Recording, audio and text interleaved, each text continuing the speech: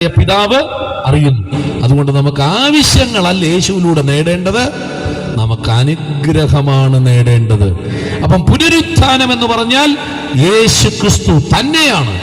യേശു ക്രിസ്തുവിലൂടെ നമുക്ക് ലഭിക്കുന്ന ഏറ്റവും വലിയ അനുഗ്രഹം എന്തെന്ന് ചോദിച്ചാൽ മരിച്ചവരുടെ ഇടയിൽ നിന്നുള്ള നമ്മുടെ മടങ്ങി വരവ് തന്നെയാണ് എന്നുള്ള കാര്യം അരക്കിട്ടുറപ്പിച്ചുകൊണ്ട് മരണാനന്തര ജീവിതം എന്നുള്ള അനുഗ്രഹിക്കപ്പെട്ട സന്ദേശം നമുക്കിത് രാത്രി കേൾക്കാം. ഹല്ലേലൂയ. ഒന്നുകൂടെ ആ വാക്യം ഒന്ന് വായിച്ചുറപ്പിച്ചാട്ടെ. 17:32. മരിച്ചവരുടെ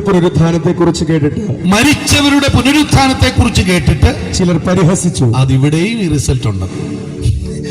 ഈ കാര്യം പ്രസംഗിക്കുന്നിടത്തെല്ലാം രണ്ട് നിലകളിലുള്ള റിസൾട്ട് നേരത്തെ എന്ത് ചെയ്തോണം?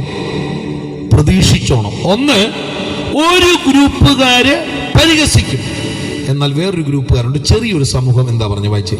മറ്റു ചിലർ അത് ഒത്തിരി ഒന്നുമില്ല, ചിലര് മാത്രം. അവരെന്താ പറഞ്ഞേ?